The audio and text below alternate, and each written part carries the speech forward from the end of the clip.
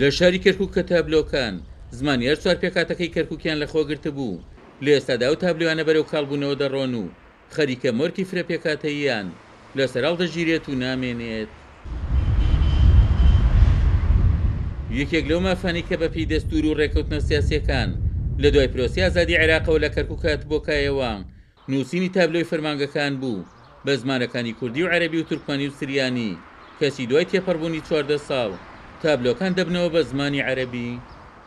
دیاردەی سڕینەوەی ناو تابلۆکانە کە بە زمانەکانی زمانەکانی هەر چوارنەتەوەکەی کەرکووک نووسرا بوو، لە ئێستادا تەنها زمانە عەرەبیەکەی هەڵدرێتەوە، کوردیەکەی نایڵێتەوە. ئەگەر زمانەکانی تر جارێک مافیان لەو تابلۆیانەدا هەبێ، ئەوە کورد وەکو زمانی ڕسمی دووەم لەسەر تاسەری عێراقە، نەک بەس بە تەنها لە کەرکووک، لەسەر تاسەری عێراقە مافی ئەوەی هەیە لەپاڵ زمانی عەرەبیەوە لە تابلۆی فەرمانگە ڕسمیەکانە ناوی هەبێت. ئەم هەنگاوێکی ترسناکە بەرەو تعریفکردنەوەی خودی فەرمانگەکان دەبێ خودی خۆمان ئەو ڕوحی مقاومەتەمان تیابێ، دەبێ نەچینە ژێر مەتالیبی دوژمنانمانەوە، هەرچەندێک هیچ ڕێگریەک هیچ چۆنەڵێ یاسایەک نییە بتوانێت ڕێگریمان لێ بکە کە ئێمە بە زمانی شیرنی خۆمان شتەکانمان بنووسین، یاخود تابلۆکانمان هەڵواسین، یاخود ڕەمزی نەتەوەی خۆمان پیشان بدەین. ئیتر ئەگە جلی کوردیە، ئەگەر هەر شتێکە لەو بابەتەیە دەبێ خۆمان ڕوحی مقاومەتمان تیابێ و دەبێ ئێمە خۆمان هەوڵ بدەین کە زاڵ بین بەسەر بارودۆخەکەیە. بەڵێ ڕاستە ئێمە هەمومان لەم بارودۆخی ئێستا نیگەرانین، دڵگرانین، دڵشکاوین، بەڵام لە دوای هەموو کەوتنێک هەستانەوەیەکی بەهێز هەیە، ئێمەش دەبێ خۆمان حازرکەین بۆ هەستانەوەیە.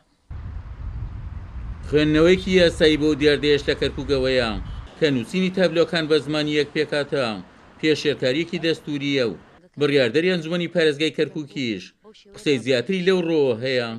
غیابی کوردوای کرد لەم شارە کلێنێکی گەورەمان بۆ دروستکە کە لایەنەکان بیقۆزنەوە و ڕۆژانە ڕۆژ بە ڕۆژ ئەو پلانانەی کە ئەیانەوێت جێبەجێ بکەین. ئێمە پێشەوەی گلەی لە نەیارانمان بکەین، دەبێ گلەی لە خۆمان بکەین. بۆچی ئەم شارە وای بەسەر هاتووە؟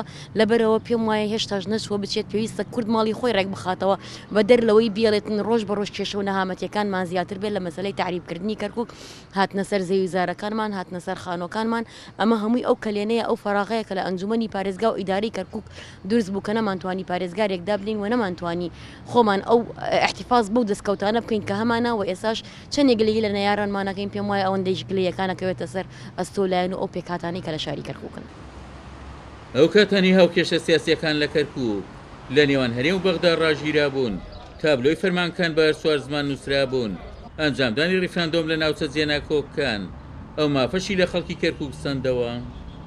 ڕۆژگارێک تابلۆکان لە کەرکووک بە زمانی پێکاتە جیاوازەکان دەنووسران، لە ئێستادا مۆرکی فرە پێکاتەی لە کەرکووک بەرەو سڕینەوە نەمان دەچێت و زمانی پێکاتەیەک بەسەر شارەکەدا زاڵ دەبێتەوە.